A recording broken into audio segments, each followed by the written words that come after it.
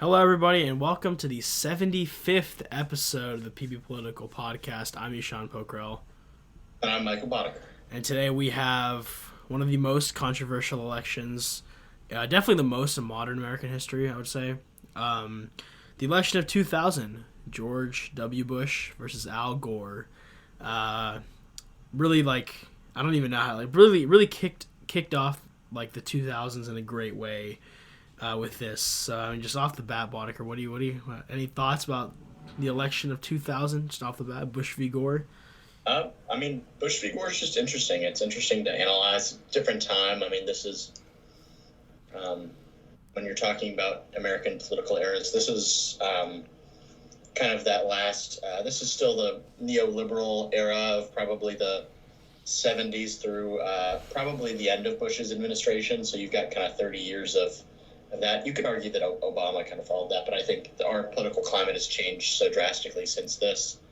But yeah, this one's just really interesting. Gore is kind of a pragmatist. You kind of have to be from Tennessee as a Democrat. And then Joe Lieberman, a northern senator from, I believe, Connecticut, just kind of known to be a pretty good person. He passed away recently. Rest in peace, Joe Lieberman. Rest in peace.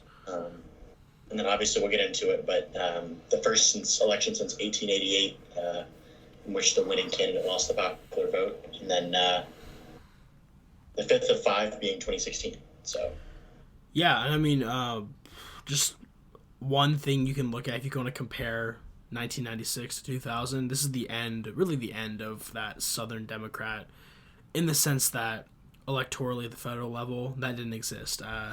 George W. Bush flipped 11 states that went Democratic in 1996 to Republicans. And if you just listen to the list here, you can see what I'm talking about. Arkansas, Arizona, Florida, Kentucky, Louisiana, Missouri, Nevada, New Hampshire, Ohio, Tennessee, and West Virginia. So a lot of these southern states, which were Democratic in the last election with Bill Clinton, obviously being from Arkansas, flipped to Republicans and federally have not switched back. Obviously with Arizona, New Hampshire as well, Nevada being the exceptions, in Florida, sometimes swing state. But yeah, it kind of just shows the end of the Southern Democrat at the national level. I think this election really brought it in. And Al Gore was from Tennessee, but Al Gore definitely was probably the last bastion of that, I would say. Yeah. Anyways, yeah, so crazy election. Bill Clinton's coming off 2 terms and an impeachment. Al Gore coming off I don't really know what he did as vice president, to be honest, but, I know he's big on the environment, kind of ahead of the tide on climate change in a sense. Big believer in, environmental justice. I think Ralph Nader kind of spins off him in 2004, I believe, right? A lot of stuff like that coming from Al Gore, really one of the OGs there. Shout out to him, I guess. But yeah, 2000, definitely a crazy election. I don't even know, outside of the court stuff, which we're going to get into, yeah, do you have anything, to really, I don't know, do you really have any big things going into the primaries? The primaries, from what I understand, were pretty tame, at least on the Republican side. But yeah, nothing crazy on the Republican side. Not too crazy. Yeah. It's really Bush and actually John McCain. It was pretty straightforward, and there was some a little bit of negative advertising and some controversies, but Bush kind of weathered the storm, and then Bush actually asked Dick Cheney to kind of find him a running mate, and Cheney was just like, I'll do it. And I guess that's kind of worked out. But actually, Cheney and Bush both had been living in Texas, but Cheney changed his registration back to Wyoming. Yep. Because if he hadn't done that, then either they would have forfeited the electoral votes from Texas, which is why something like a DeSantis-Trump campaign, like in the modern day, wouldn't work. Yeah, and that's a similar idea. We talked about this last week with the RFK Jr. Pick for vice president, Nicole Shanahan. She's also from California, so they're both from California. So you have the same problem this year. If they are getting into the deep ends, they're going to have to switch it up And yeah, Wyoming gets a vice president. Wyoming has beaten like 20 states on having a vice president before this. Shout out to Wyoming there. And on the Democratic side, like you said, Al Gore, vice president. Before that, senator from Tennessee. And then Joe Lieberman, senator from Connecticut, until 2013, passed away last week. Lieberman was always a kind of I guess he was always had an independent streak about him, you could say, in a sense, right? As a senator, pretty solid pick from at least my personal opinion. His biggest challenger was Bill Bradley. His only challenger was Bill Bradley, a senator from New Jersey, prior to the actual election itself, or to the general election. And that's not too surprising when you consider historically, like a vice president, like if 2016 President Biden had, or then Vice President Biden hadn't decided to run for president, this would probably been a similar situation where you don't really have a challenger. Honestly, frankly, the fact that a U.S. senator like Bill Bradley did run for the nomination against the sitting vice president is a little surprising, and you don't see that. You definitely didn't see that in 2024, even with like Trump having alternatives with the candidates in that race. Like none of them were really positioned in a place to like make a run, as we can see now looking back. And the same with Biden. Even though there's been consistent concern with Biden, no one's been able to run a campaign that actively opposes him and successfully opposes him, because you'll see him winning in every primary contest except American Samoa, and doing a decent job, even though he has about 20% of the base against him. So pretty simple, pretty calm primary process. And yeah, let's get to the general election. Take it away. Yeah, so this was a very interesting general election. So Ralph Nader's here in 2000 as well. I'll get to him, but Bush kind of criticizes the Clinton administration's policy of Bush basically said that he doesn't approve of what's called nation building in the primaries, which or in the general it's very ironic from him. Second presidential debate, which, as I said, is kind of ironic for coming from President Bush. Oh yeah. But Gore kind of hits at Bush with gaffes. Bush is. I mean, there's a reason that Bushisms are. There's a reason that is a term. They're very funny. If you get a chance on YouTube, go look up Bushisms. And they're fun. Like, it's not even like he's being insensitive. Like it's just him like messing up. Yeah. It's just like, it's like, what are you doing, man? So in that way, maybe that makes him relatable. The fact that he's just like, he just makes like an area like, what are you talking about, man? It's like the like an intro to a J. Cole song. Shout out J. Cole, I guess, on a TV political podcast. Shout out. Saying in Tennessee, or I know it's in Texas. You know, it's like, what are you doing, Bush? But yeah, and then Joe Lieberman is the first Jewish American person to be nominated for vice president, which is pretty interesting. And then Gore kind of stays away from Clinton because of all of the issues with Monica Lewinsky and kind of his infidelity. Yeah. But there's a decent chance that Gore may have cost him by kind of alienating Clinton supporters. Maybe, yeah. Clinton voters away from Gore, considering that he was distancing himself. Yeah. That's fair. Yeah, and then you've got Ralph Nader, who's kind of it was a reason, like, I would say more effective than any third-party candidate we've had since. I think so. I guess people will always point to Jill Stein in 2016, which I think it's unfair to have Jill Stein come off as a villain because, like, I don't know. It's not like Democrats are only going to go vote for the Green Party. Like, those people exist. Green Party members exist.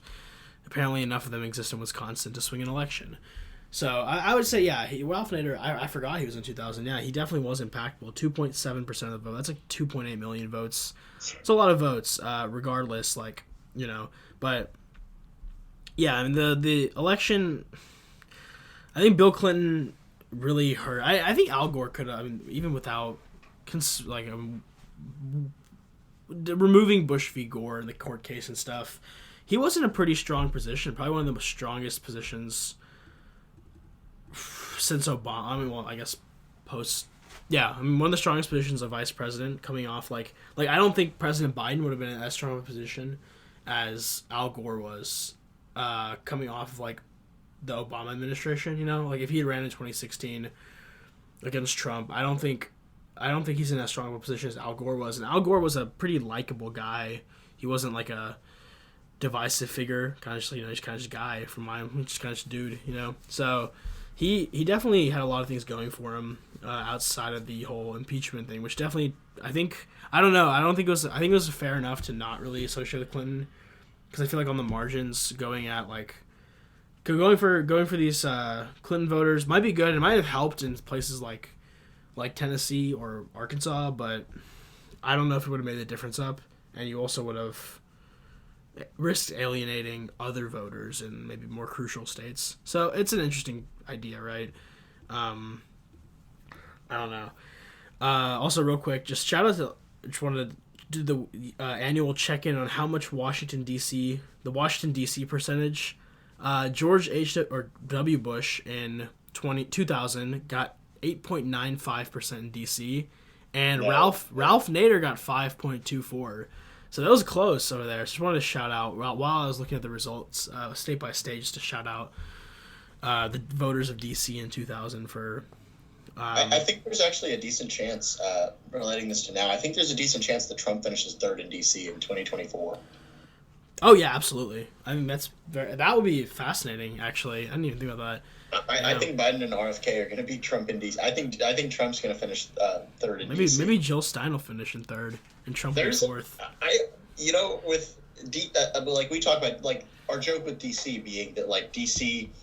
is the most Democratic voting area in the entire nation. At least at a large enough level. I mean, it's 95-5. Yeah, it's close.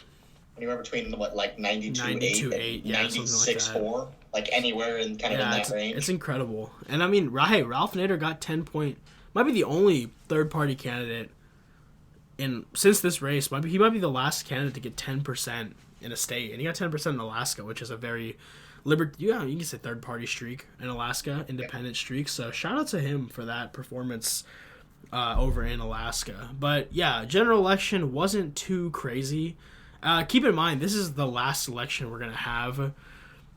Two things, post or pre 9/11, where I think 9/11's really brought. I think 9/11 started an era of like political imbalance in this country, but also economic imbalance, because it's the last election we have where the budget is balanced going into it, and we have not seen that since. And frankly, unfortunately, we're probably not going to see that for a long, long time, if ever. So this is actually a fully different United States of America, like completely. I mean, like, I think, I obviously wasn't alive, and you weren't either, but like the pre 9/11 political world, especially the fact that it's 2000, it's still kind of close, but it's still pre 9/11, so like we really have no idea the differences, and I think everything was probably much more civilized, much more calm in a sense, and much more policy oriented, which is nice. I mean, you can see like in general election was very foreign policy heavy, but then also the mix of Clinton, pretty solid. But yeah, I mean, and let's get into the results. Let's leave Florida for last, just because of everything that happened. But yeah, Al Gore wins the popular vote, 48.38%. Bush follows with 47.86%. Ralph Nader with 2.74%. Then you have reform candidate Pat Buchanan. I think he's a former press secretary for a couple presidents or something. He was communications director. Yeah. Something similar. And then we have Libertarian Harry Brown, Howard Phillips, the Constitution, and then John Hagelin. So no crazy third-party challenges except from the Green Party. And the Reform Party obviously really just lost all steam when Ross Perot got threatened, possibly, by George W. Bush in 1992. And yeah, so that's the popular vote. But get onto the electoral vote, and it was a close one. Total votes, 271 to George W. Bush, 266 to Al Gore, with one abstaining. I'm not sure which elector abstained. It might have been one of the D.C. electors. I think it probably was a DC election. Maybe one of them wanted to vote for Nader. Yeah, it was DC. So, yeah, this map is very, very different from 96, 92, really most maps, where you have the whole South red. You have the whole Midwest is red, with the exceptions of Iowa, Minnesota, Illinois, and Wisconsin. But, like, yeah, you can see the rural Republican dominance. And I'm curious, do you think that's because of the way Bush campaigned as, like, tried to come off as, like, a Texas guy? And in fact, he's not really like the traditional. He's like a billionaire oil guy. Maybe he is the traditional Texas guy. But do you think that definitely? Do you think this election really started the current trend that we have of like the Southern or Republican equals rural type dynamic? Yeah, I think this. You could argue it may have been coming earlier than that. You could argue maybe Reagan went ahead and set that in motion. With kind of his kind of more populist appeal, but certainly with Bush, yeah. And then kind of getting into the state results a little bit.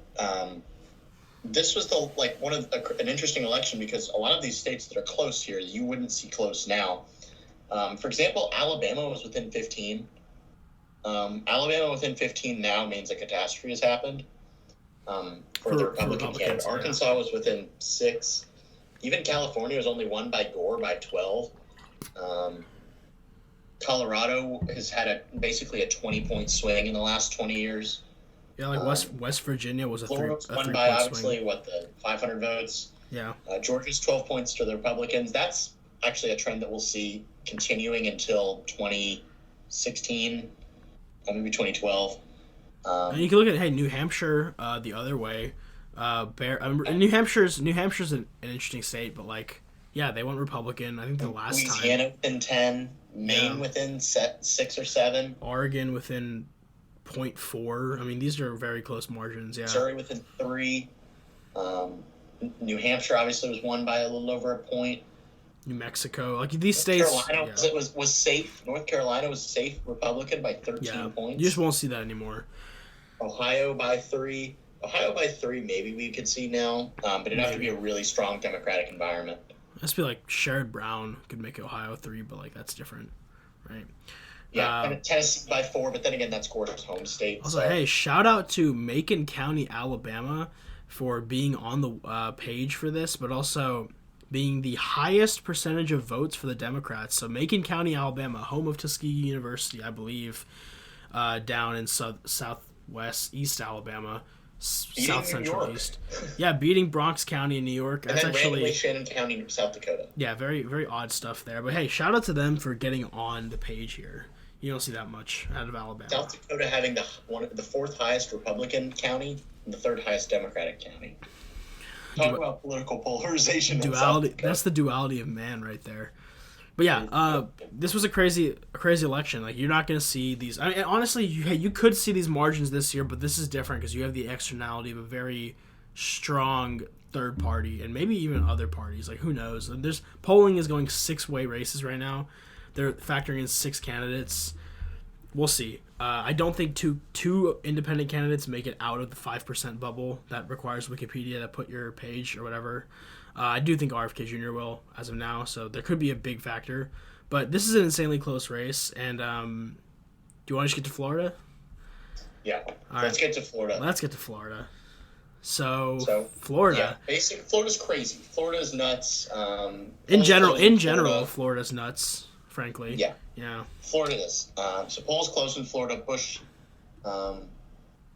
Basically the exit polls have Gore winning. So the networks basically call it for Gore. They're like, he's got it.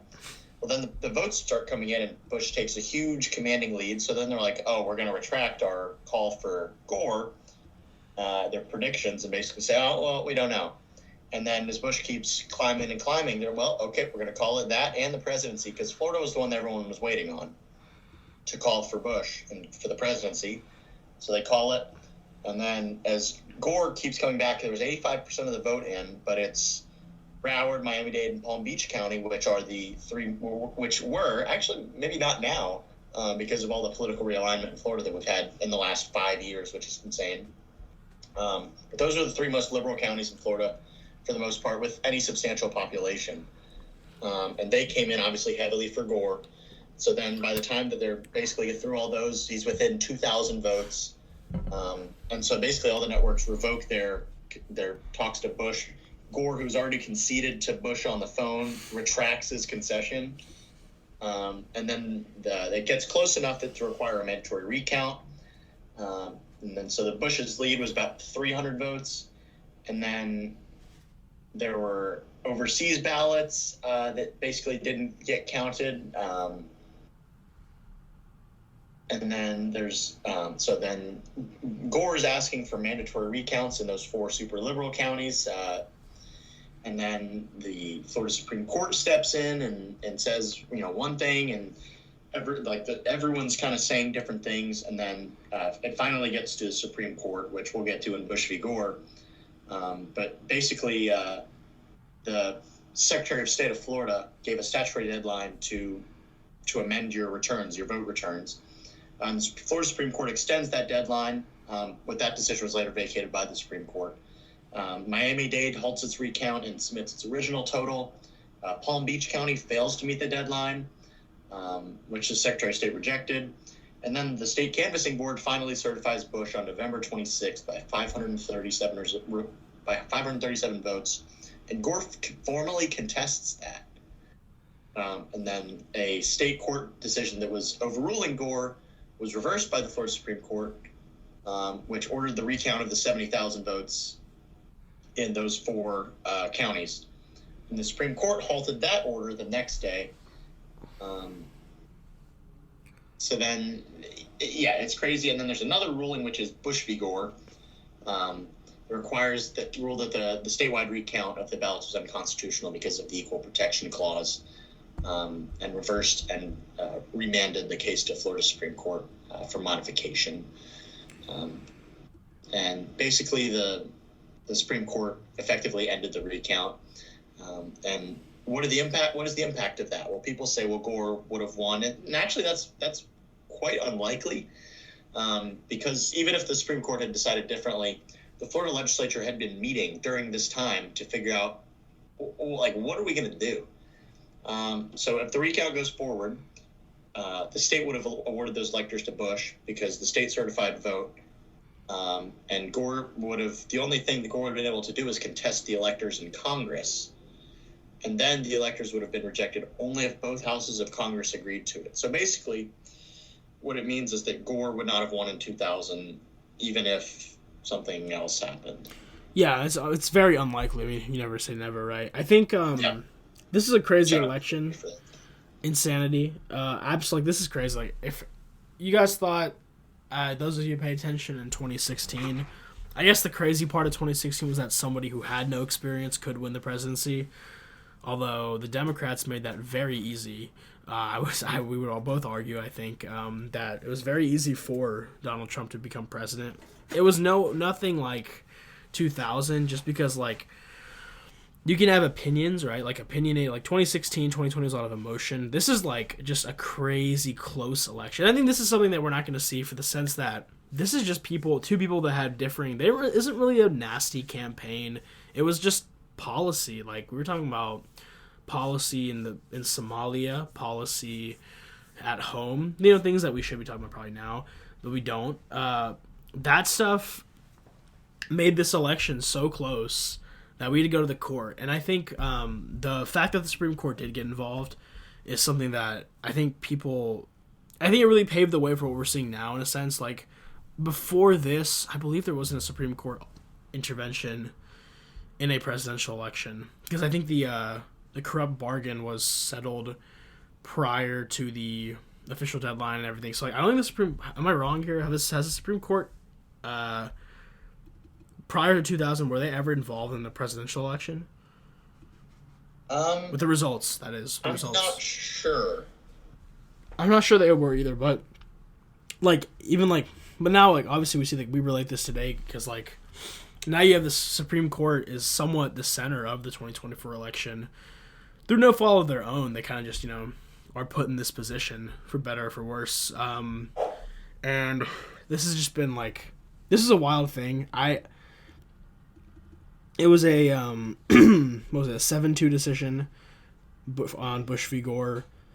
At that time, the court looked pretty different.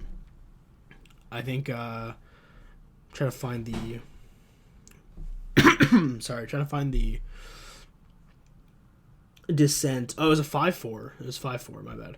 5-4 with Justices Stevens, Ginsburg, Breyer, and Souter dissenting, and Scalia, Rehnquist, Thomas, and 2 others. So I can't find. I don't know. It was crazy. Hey, wild stuff, right? But yeah, this election was insane. Do you have any thoughts? I guess the likelihood that Gore would have won is low. I agree. I think I just don't know. It's interesting to think, what more could Gore have done to be president? Like, I don't think he ran a bad campaign. I think with this fact that Clinton did what Clinton did in office, kind of made it tough for him to go back to that well. So I don't know. I'm just curious. What do you think that Gore could have done? Maybe this is a hot take. I actually would have rode Clinton's coattails. I think that Clinton was respected enough, and obviously I wasn't alive during the time, but I think people respected him as a politician enough, maybe not as a person, in a Trumpy kind of way. Whereas, like, I think a lot of people that like support him and vote for him know what kind of person they're getting, but it's not something that makes them vote differently. I think there's maybe a Clinton effect to that too, where people liked what Clinton was doing regardless of his personal shortcomings. So if I was Gore, I think there's a decent shot that I probably would have rode Clinton's coattails, and that may have helped in the South as well, where Clinton was dominant, especially for a Democrat as times were changing. The other thing that I think is really interesting from this election is, if you look at the voter demographics, if you look at the vote breakdown, I was about to say this. There is no age demographic that is separated by more than 3 points. Yeah, this is fascinating. Absolutely. I have 2020 pulled up.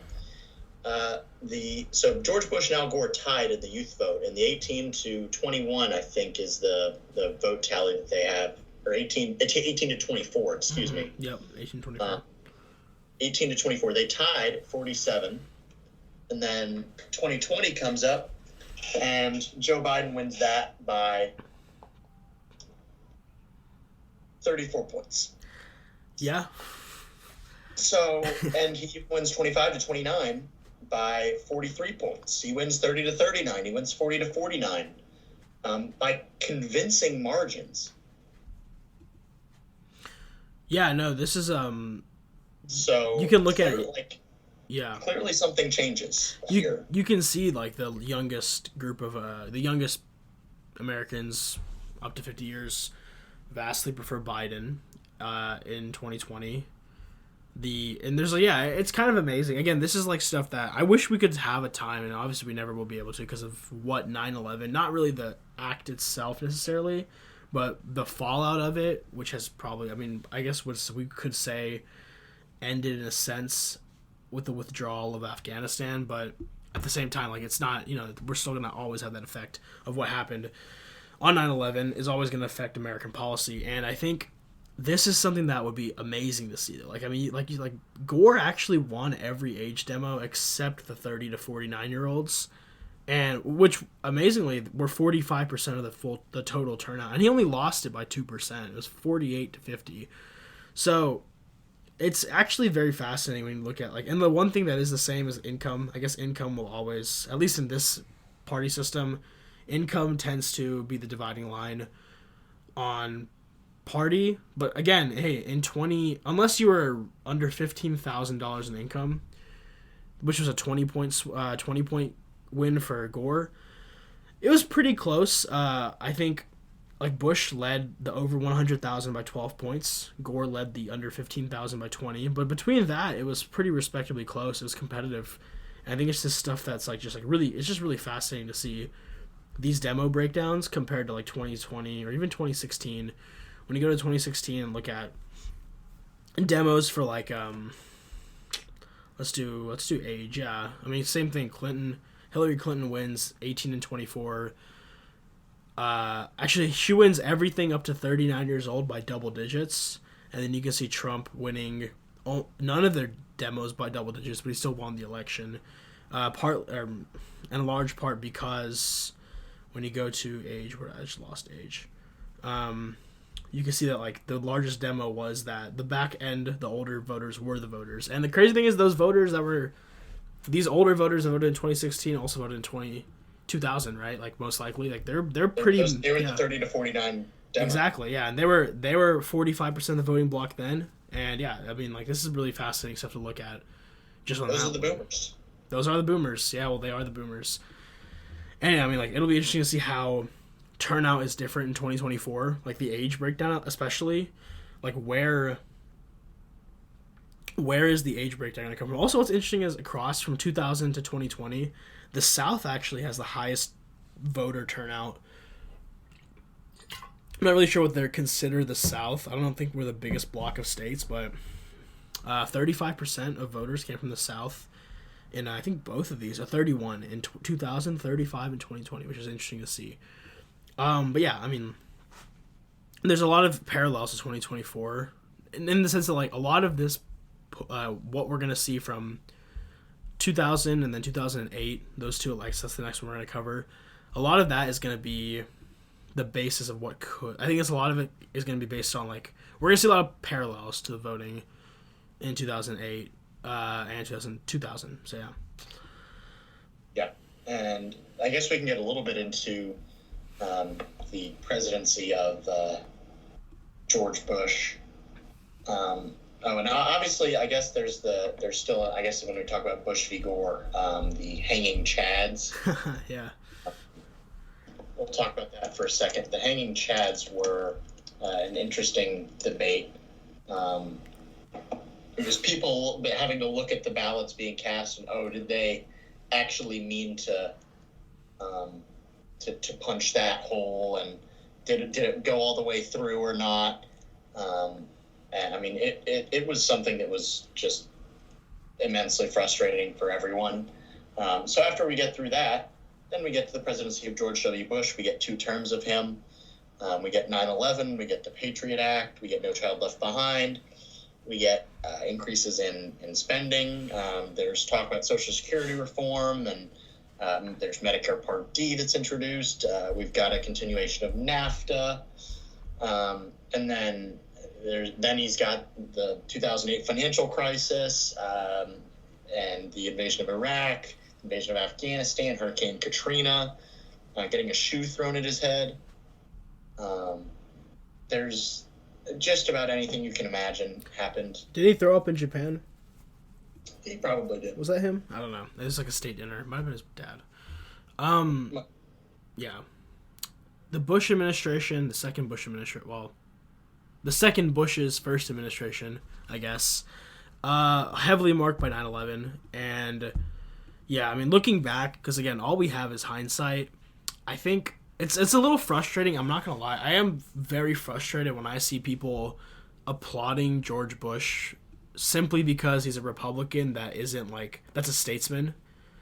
He gets a lot of love from mainstream press, especially recently, for being a Republican president who has a sense of professionalism. I don't know, that seems, you know what I'm saying though, a sense of grace. And It really belies the fact that George Bush sent us into Afghanistan and Iraq, 2 countries that really had nothing to do with 9/11. If you want to point the blame on somebody, I would say Saudi Arabia. We did not do that. We went to Afghanistan and Iraq, 2 countries that have been decimated since then. President Biden, not like him or hate him, one thing he did do was withdraw. Maybe not the best way, but he did get us out 20 years later. Also, it's kind of weird. He actually waited for 9/11 2021, which is I hate the symbolism he tried to pull there when it could have been done earlier. But regardless, I think that's the legacy. And I mean, I think this has actually been turned around recently, and I do applaud people for kind of going back and being like, hey, actually, you can, obviously George Bush probably had he probably has the highest ever approval rating post 9/11 because of his action, which I guess at the time people were on board with. Since then, clearly has been opposed by all corners of political press. I know Alex Jones was against the Iraq War. Then you have like Barbara Lee, the representative from California, two opposite sides of the political spectrum. Neither of them wanted to get in. So it's definitely come to light more of his role in that has definitely come under more scrutiny. Economically, I think 9/11 really destroyed any semblance of a balanced budget nation. Just because of the Patriot Act. Can I fully condemn the Patriot Act being passed? And I think these things definitely just created an increase in spending that we really never recovered from. I think this really is the start, right, of like the government spending on military, on really anything. It doesn't even have to be military, really anything, just going fully out of control, right? And I think since this is the largest spending increases we saw since LBJ, since the Great Society. Yeah. And I mean, I don't know. I don't want to take up all the time here criticizing Bush, but I think there's a lot that has kind of faded into the darkness just because of the way his demeanor, which I think is very disingenuous as a whole. Yeah. I give Bush. I almost think he's Republican Jimmy Carter, like well-meaning, but like he just was kind of a failure as a leader. That's what I would call Bush. I do think Bush is well-intentioned. I just think he was a less than stellar leader. Oh, Kanye did, and George Bush is the first president publicly called out by Kanye West, I believe. So there's that, I guess, if you're George Bush. Famously, Kanye West, post-Hurricane Katrina, which was a second term, but post-Hurricane Katrina, it was a second term, right? 2005, right? Kanye West famously, I think he got on TV and he was like, George Bush doesn't care about black people. Crazy stuff. But I think at that point, really, honestly, if you look at, I feel like 9/11, and again, at that point, people were opposed to the Iraq War, but they weren't really opposed to it yet. I think that really started coming up in the later years, post, everybody Snowden, Assange, all this stuff that started happening. I think that's really when that caught fire, and I think that 9/11 definitely, in my opinion, carried his re-election bid in 2004, his response, which people did applaud the time just for how quick it was and how composed he was. And again, that's what I'm saying. He was a composed person, right? He wasn't like a Trump, like in your face, like tweeting at 1:30 a.m. Saying Happy Thanksgiving, even to the haters and losers. My favorite Trump quote, by the way. It's a great quote. He wasn't doing that. He was much more like reserved.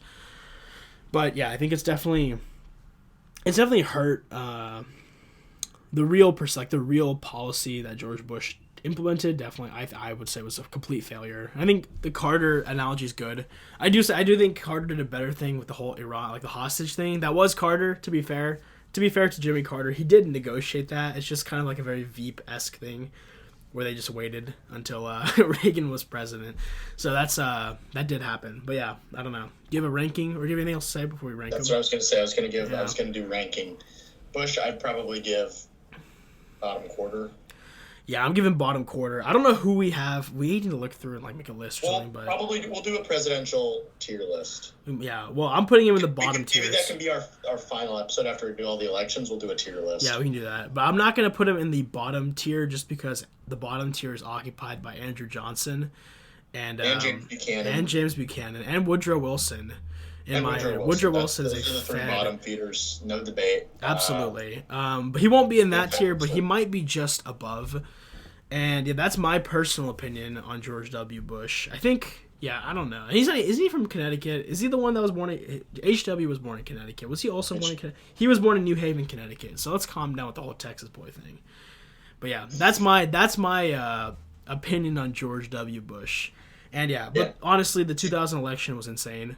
Do you have something to add? Yeah. No, I was just gonna say and then we get to 2008, and then we're in 2016, and then we're in 2020, and then we'll have our election now episodes at some point, and then our tier list. Yeah, we'll hit 2008. Gotta do 16, 20, and then we're done with that. We'll do the tier list, and then we're straight into 2024. Still trying to figure out what we're gonna do content wise. We'll figure it out. If you guys have any ideas, you guys know where to find us. Text us, email us, I don't know, DM us, whatever. Thank you all for listening. Hopefully these have been interesting. I find these are really fun to do for me personally, but I think I'm a nerd. So these have been a lot of fun. And we're into the 2000s now, so we've spanned We did seven. We didn't do 1790. Well, maybe we did. We've done like 2 centuries of election episodes, which is crazy. So, yeah. Thank y'all for listening. You guys know where to find us. I'm Eshan Pokhrel. I'm Michael Bodeker. And goodbye.